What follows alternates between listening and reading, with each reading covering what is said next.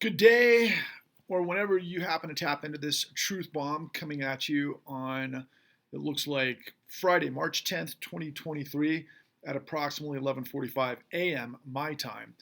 And I wanted to lead today's truth bomb off with a kind of a follow up to yesterday um, that I think further sets the table for your alternatives to nowhere in madness versus what it is that I'm offering you that will break the bondage of this insanity that we're all in the midst of.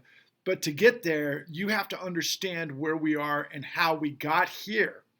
And I was talking to my colleague yesterday, a guy I've worked with for 16 years who directed my work, our work in the con, who's basically, if you've ever saw the movie Pacific Rim, we're two guys in that huge robot, where we can think each other's thoughts and understand, all of the different terrain, if you will, or to borrow from another major film franchise, which is probably more accurate, is The Matrix. And my colleague and I see the Borg for what it is, like Neo did his Borg. I mean, and we see it moving in slow motion, and a lot of that is panning out really at this very moment. And I'll get to that in a second, but I want to tee up something that he said yesterday that I value greatly, but I think involves you above all else.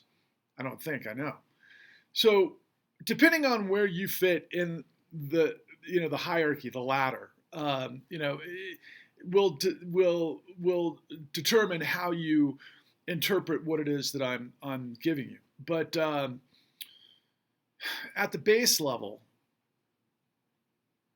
it's remarkable that when people are desperate, when they're in over their head in debt, maybe the anxiety, the struggle, the pressure, all of those things that go with uncertainty, particularly if you're in a situation where you have a job, but that particular job doesn't pay you enough to keep up with the cost of living if you have a family, and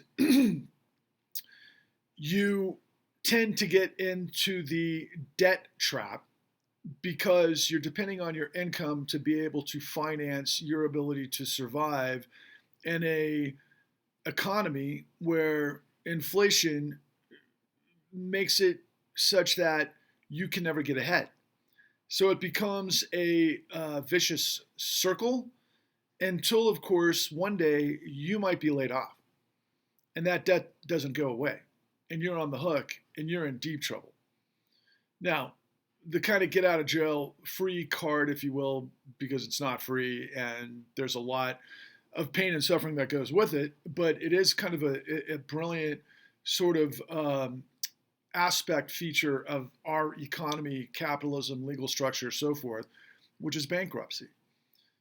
But if you go bankrupt, you're out of the game. You can't borrow. You're stuck for 5, 7 years. And if you depend on debt, credit to pay for your house, to pay for your car, that you require to sustain your family, to get to your job, then therein lies the disaster. And my colleague had mentioned that, look, the reality is that truth is a luxury to people that are desperate. People can't see the forest for the trees and care about the systemic scenarios that I continually reveal to you that ultimately coerced you into that situation. You're not concerned about the methodologies and the techniques and all of those scenarios that I'm, constantly framing that show you that the financiers have been perpetually breaking the law through a platform known as control fraud that's baked into the incentives of modern executive compensation, of which all of our economy is predicated upon.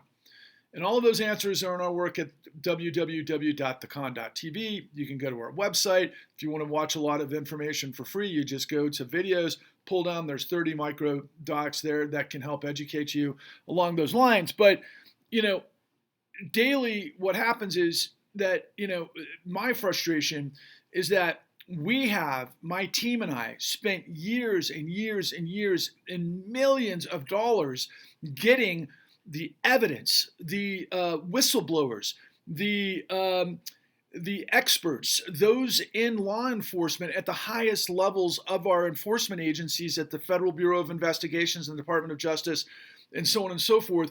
And we spent great capital at great risk to get the truth to the tens of millions of people that got set up 13 years ago. And we can't penetrate because there's a lot of noise. There's a lot of misinformation. If you turn on the regular echo chamber, mainstream media, legacy media, high school shenanigans every night, you're turned on to an identity crisis war, a civil war. Last night, it became evident that, the big next shtick is whether or not Donald J. Trump is going to be indicted for hush money payments to a former porn star. Now, considering Donald Trump's track record and everything that he's actually done illegally in monumentally proportions that are just enormous compared to hush payments for a porn star, it's incredible. And it just leads me to believe one of three things. One is that there's a systemology in power that really wants Trump there to get a lot of people's attention there, so you don't pay attention to what it is that I'm telling you. So you can't see the forest for the trees, especially if in your debt up to your eyeballs with anxiety and you're trying to stay one step ahead of the game, and then suddenly, like I did in 2007 when I had a great income, and I was a senior producer and living on top of the world, and basically, managing my family the way that I would understand based on the way I was raised is kind of the American Dream 101. Because my father's a hell of a lot more successful than I am. I understand, the different levels of success and how you get there. But what happened to me in 2007 was exactly what I just described. You have income, you use that to finance paying for things that are kind of out of your reach. You don't really manage it correctly, which you were, willingly able to do. You get into a house not understanding fully the contract that you signed, and everything's fine and dandy when you've got your income, but it goes sideways really fast when you lose your income. And that puts you into the spend cycle, and you're in deep shit when that happens. But when it happens to tens of millions of us, it becomes economic turmoil that leads to significant recessions, or in the case of two different times in our period history over the course of the last 100 years, of course, the Great Depression, which was worse than a recession because of the unemployment and everything else that goes with it. But I'd dare say that the 2008 Great Financial Crisis was a depression for most Americans. And it wasn't for those that got bailed out because of what it is that I continue to tell you. But I want to go back to this sort of framing about, mainstream and, whether or not Donald Trump is going to basically foment a revolution, and whether or not the law should actually prosecute this guy when he's completely guilty for fear of people actually acting violently. Well, if that's the case, you don't have a fucking legal system. But of course, we don't have a legal system because of everything I've already been telling you, which is monumentally bigger than hush payments to a porn star, for starters, of which multimillionaire anchors of these platforms spend and talk about for hours upon hours upon hours, and everybody gets caught up in this, like, oh my God, this fear porn, if you will. And then meanwhile, this is what happens yesterday and this morning that I happen to be an expert in. So the first thing that you should be aware of, and many who are paying attention have been aware of this, but Silvergate Bank, which was deeply involved with crypto, had for the last quarter basically failed. But there was some contagion, and it was beyond crypto into the tech space, into what appears that happened late last night, particularly in overnight trading, and then now, as of this morning, a bank out of Silicon Valley, which caters to private equity and tech funding. There was a bank run, and it's now failed, or in receivership, or in some sort of, stall positioning. And there was a run on the bank yesterday. and there's more potential contagion, but that contagion is actually impacting, if you will, the too big to fail banks: Bank of America, Chase, Wells Fargo, and the other systemically important institutions around the world, which I thought were going to fail. Quite frankly, I think it was last November when Credit Suisse started to have its derivatives run because of the gilt hemorrhaging in the UK, which is basically pension funds that were also being baked into the derivatives trades, just like 2008 that I continue to reveal to you. I thought that was going to be the beginning of a climax of the next 2008. But interestingly enough, the UK put a former, not advisor, an employee of Goldman Sachs to become, their prime minister. Just like we do in the United States, right? That we have Secretary of the Treasury or, guys in the Federal Reserve that, came out of Goldman Sachs. So that's another piece of the story. But as it relates to things that are happening at this very moment, in context of what I told you at the very beginning, that you can't see the forest for the trees and truth is the luxury because you're trying to, survive desperation. But meanwhile, it's because of everything that it is that I'm telling you. And in the process, mainstream media is up in arms about all sorts of stuff that's important.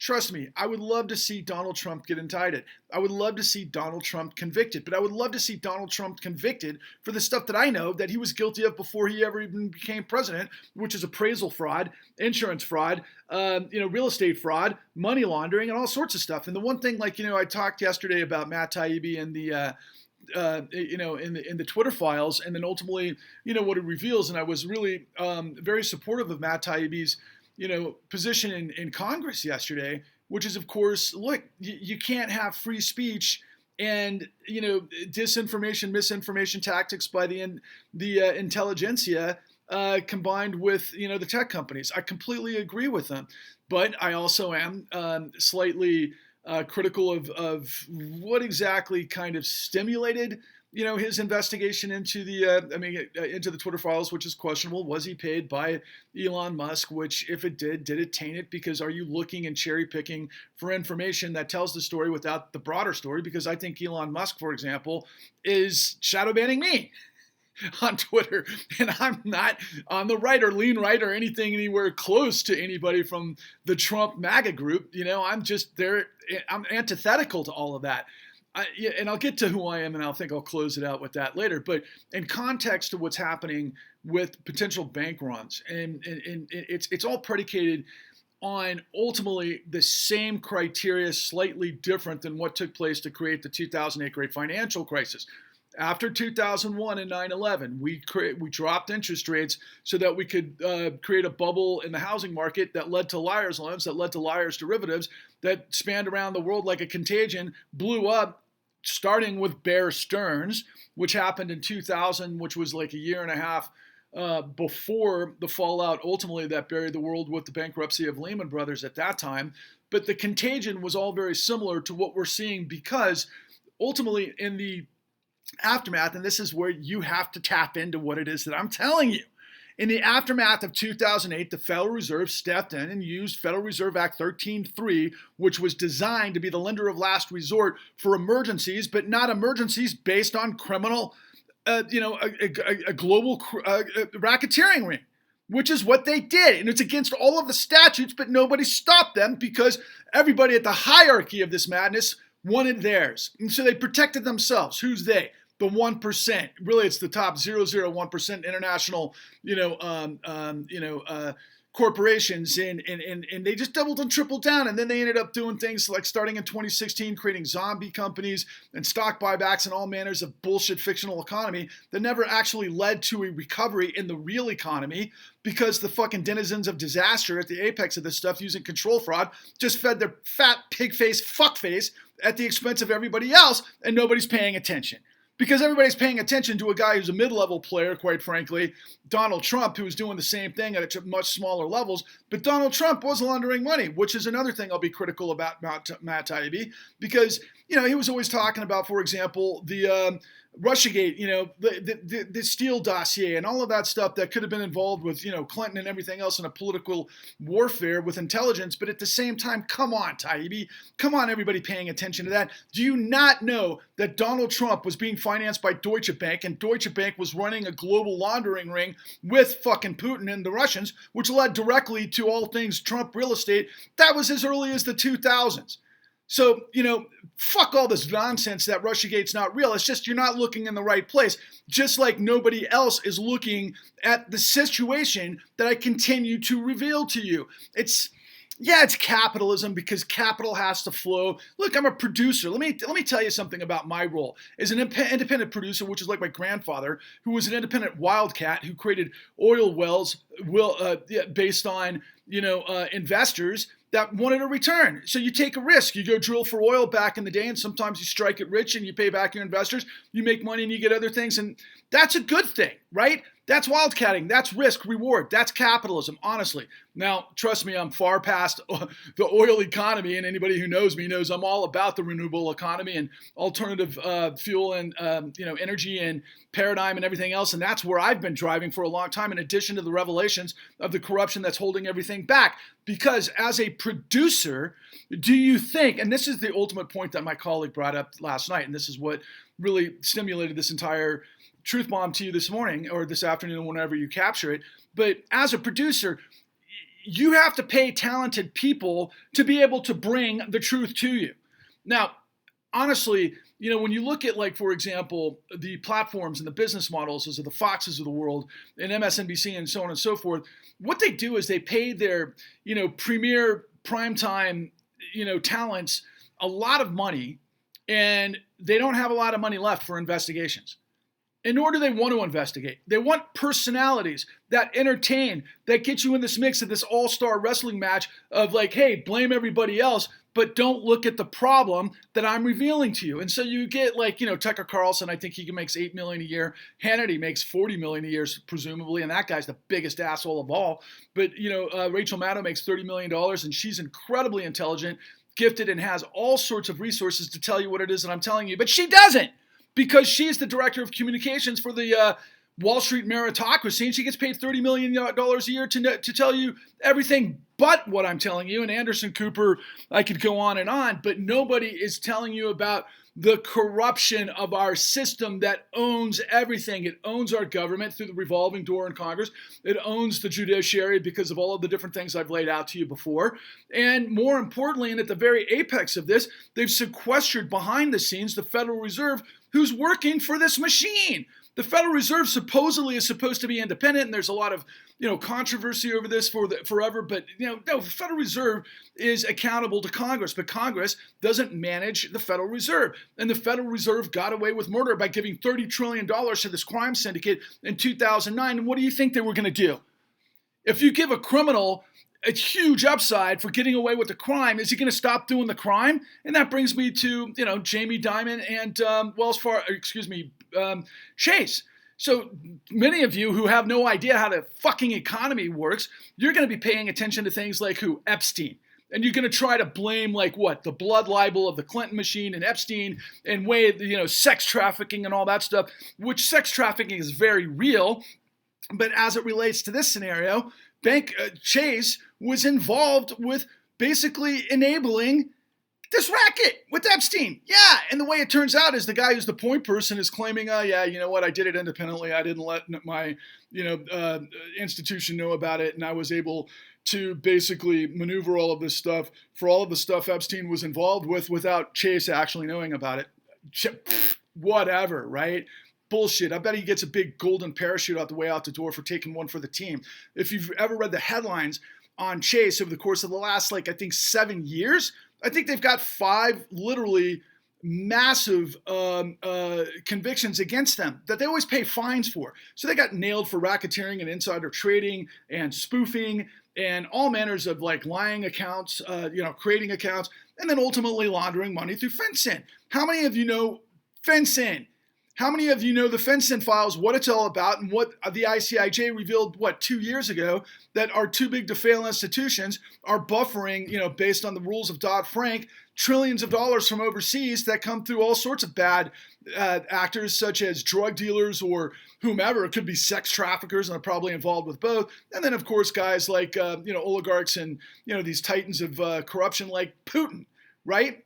And then in the end, there's a lot of people that are more concerned about nuclear war, which is a very significant concern because of all of this, hair trigger type stuff that could happen in the global economy based on fraud, based on, the denizens of disaster that are cloistered next to the power that control the whole thing, which is an abomination of separation of powers, is an abomination of integrity of the law.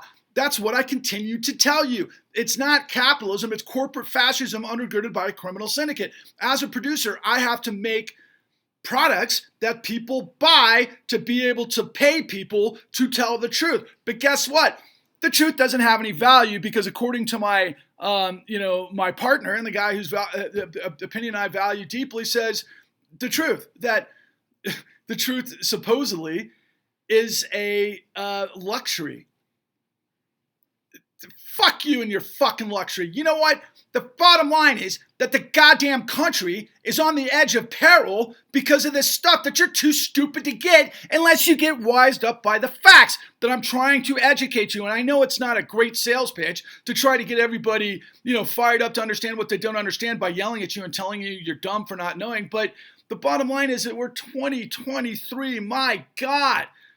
People are suckers, man. And I keep looking at this whole thing like, really the entire elite status of our government and our legal system and our politicians and our media are made up of nothing but, pimps, hoes, junkies, and then, of course, the consumer, which are suckers. I used to think of the American people as not the type of people that were Germans, that bought into conformity, that followed a guy like Adolf Hitler that ultimately blew up their fucking country. Right? Because what happened in Nazi Germany ultimately was, once Hitler started getting the momentum, and it wasn't an easy frickin' process for him, I can tell you that, but once he got there, he was able to build an infrastructure that created fear that if you didn't get in line, that they would murder you. And so, of course, all the Germans got in line, and so they just murdered everybody else because that's what fascism does. It punches sideways and down. It doesn't go up and get the power. The power just basically controls everything, and then everybody else is chattel. And I always thought in the United States that I grew up with, for example, cartoons like Bugs Bunny. Hey, what's up, Doc? Because he's like analyzing, wait, is this guy, my friend, is he trying to murder me? I'm gonna be wise. And in the process, I'm gonna be a wise ass because humor is fucking awesome. And also like, cartoons like Popeye. You open up a can of spinach and open up a can of whoop ass on Bluto, the bastard that's trying to fucking take olive oil. That's what corporate America is doing to the American dream. Listen, the truth has got to have value. The truth has got to have value. And there's only one way that's going to happen, is if I can somehow compel millions of you. And I think the people that should be the first in line to be able to get on board and support this project are the people that have actually been victimized by this. All I'm asking is for $13 and you to get 13 other people to donate $13 to get to certain thresholds. I'm a business guy. I know how to get things done and what you're supposed to do. What am I trying to do? Eventually, I want to take a multimedia presentation and a barnstorming American tour that I reveal to millions of people around the country, all of the details and the elements, and then I have the speakers and their rallies to be able to show you, A, how the system's supposed to work, and B, how the system's not working and why. And if I can get that truth to overwhelm this madness, this cacophony, this ocean, this symphony of lies, then hopefully, somehow, some way, I can penetrate your brain to make you realize the truth is all that matters. Because many, many decades and centuries and quite frankly, millennia evolved to get us to understand tyranny is the enemy of liberty. It's the light versus the dark, or in this case, because I had said tyranny first, it's the dark versus the light. It's endless. This is it. Truth matters. It's now up to us. The system has been failing nonstop. It's just been an illusion being propped up because a lot of rich people got free fucking money. And by the way, what's quantitative easing? So for all of you guys that are against socialism and all that sort of stuff, particularly that are boots by your, you grab yourself by the bootstraps and be on it and all that sort of thing. This is fucking socialism for the criminals. That's why I call it corporate fascism undergirded by a criminal syndicate. And I should finish up with socialism for the criminals. That's what quantitative easing and that's what Federal Reserve Act 13.3 did. And we've spent 22, 52 trillion, probably another 20 trillion, somewhere in the $72 trillion range to basically prop the system up. It's all a facade. It's not free markets. It's not the integrity of law. It's not separation of powers. The truth matters. And I'm asking you for an admission ticket to the freaking tidal wave, populist resurgent wave that's going to purge corruption. And all it takes is $13 from you to me to build this wave in honor of the 13 colonies that became the United States of America through the revolution against tyranny to create the Constitution, to create separation of powers that gave us the opportunity to become, in order to form a more perfect union that we've seen. And I'm very well aware of all of the bad stuff what we've done, but we've also had the Civil War that, released the bondage of slavery only to be replaced by, all of the stuff that took place during which was the first level of this financialization fraud through the kind of the liar's loans. What am I trying to think of in terms of, and again, it's going to be like I did yesterday for those of you who were paying attention. I kept saying McCarthy, and I couldn't think of Kevin McCarthy because I was talking about McCarthyism, or at least in my brain. Sharecropping is what I'm trying to get back to. Sharecropping was the first version of liar's loans. To set up unknowing, African Americans who had no education about financing to get them into debt bondage, which then led to Jim Crow, which then, of course, we had the civil rights movement. The situation just goes back and forth, back and forth, back and forth. It's a movie. What side are you on?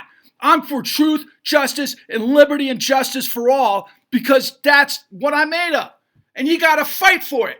We all have to fight for it. I'm sorry to get so fired up. But everybody in this system is keeping you down through lies and deception. And Tucker Carlson and Rachel Maddow, even though they're not exactly the same, they've got different versions of the same. And Anderson Cooper, whatever. We got to take the system down. I've carried on too long. I think you get my drift. Look around. Smell the fucking roses. The system will destroy you unless you get hip to the facts. Onwards.